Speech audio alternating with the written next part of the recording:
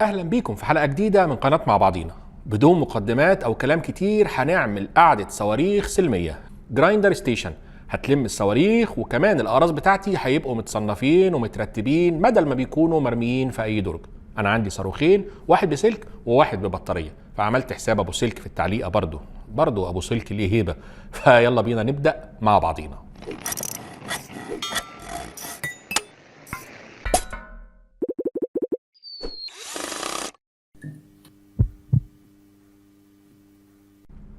دول الصاروخين اللي عندي، هنخلي ابو بطاريه من بره. لقيت قطعه خشب كونتر شكلها مناسب، هعلق عليها الصاروخين بالشكل ده، وكمان هركب الايادي بتاعه الصواريخ عشان لما احتاجها، وهبقى اوزع الاقراص على اللوحه حسب نوعها. تمام. دول قطعتين كونتر 12 مللي هم اللي هنعلق عليهم الصواريخ. هنبقى نعلقهم بالشكل ده، لكن المشكله ان سمك الخشبتين اقل من سماكه درع الحمايه بتاع الصاروخ، في كام ملي فرق. جبت بلكاشه 4 مللي، جربتها لقيت المقاس زي الفل. فهنلزق اول حاجه الخشبتين الكونتر في الابلكاشه، وطبعا نسيبهم ينشفوا شويه.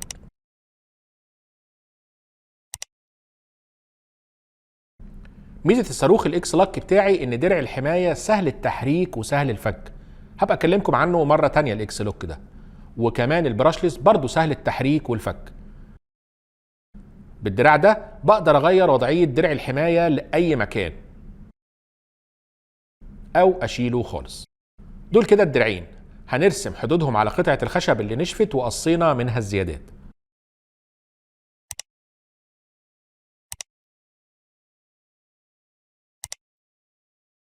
هنقص بقى الشكلين دول باستعمال الاركت.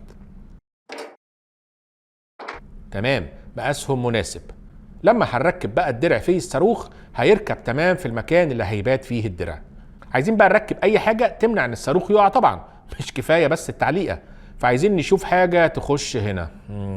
جربت ابلكاش 4 مللي لقيته سميك مش بيدخل، لكن لقيت بقى حته اكريليك شفاف سمك 2 مللي مناسبه اكيد. هنبقى نقص منها الزيادات ونركبها هنا، مقاسها مناسب وهتمنع وقوع الصاروخ. نظبط بقى ونختار مكان مناسب للخشبة اللي هتشيل الصواريخ حسب بقى الطول اللي نشوفه مناسب، وهنبقى نعمل اي سندات للصواريخ عشان ما تتهزش. كمان ممكن نبقى نعمل تعليقة نلف عليها السلك، ما ينفعش اسيبه مدلدل او الفه لفة تبوظه. فهركب قطعة خشب فيها قطعتين مواسير هنا كده نلف عليها السلك. بالنسبة بقى لتعليق الأقراص ممكن نستعمل مسمار 6 مللي مثلا نغرزه في الخشب، أو نستعمل الأعواد الأسطوانية اللي بحبها بحيث نعلق عليها الأقراص. خلينا نوزع الأقراص ونشوف اللوحة تاخد كام قرص. 7 9 10. يبقى هنعمل 10 حوامل من الأعواد دي، بس نشوف الأول الطول المناسب. أيوة كده تمام. كده كله جاهز، فاضل التركيب. يلا بينا. ببنطة بقى مساوية لسمك العود هنعمل الثقوب، بس يا ريت نخليها بميل هبابة سنة صغيرة أفضل طبعا.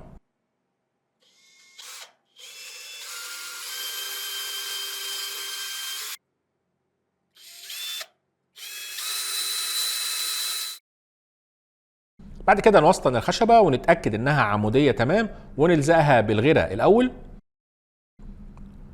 وبعدين نمسكها بكام مسمار.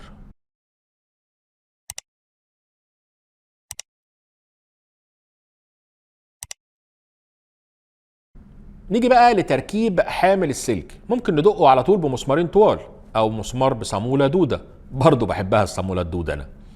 نركبهم بقى بالطريقة اللي اكيد كلكم عارفينها. وبما ان كلكم هنا فخليني اقول لكل اللي مش مشترك في قناتنا، طالما وصلت للجزء ده من الفيديو يبقى ما تنساش تشترك في القناة.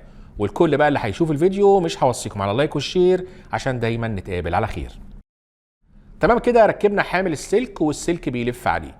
نروح بقى نركب حوامل الأقراص أو اسطوانات الصاروخ، نقطة غيرة ودقتين بالشاكوش.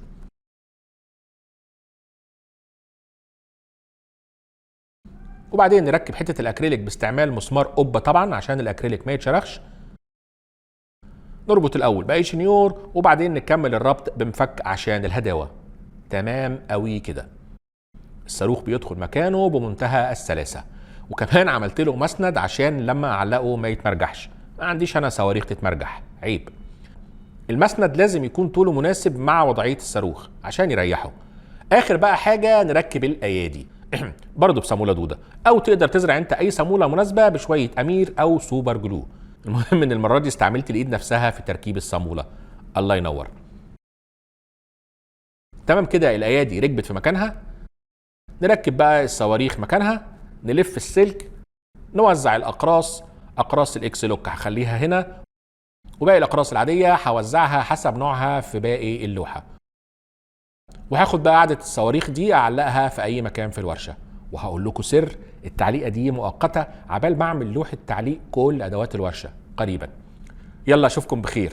المهم انتوا عارفين ان احنا ما بنطلبش منكم الاشتراك في القناه الا لو الفيديو عجبكم، وكالعاده مش هوصيكم على لايك والشير، وان شاء الله نتقابل على خير. سلام عليكم.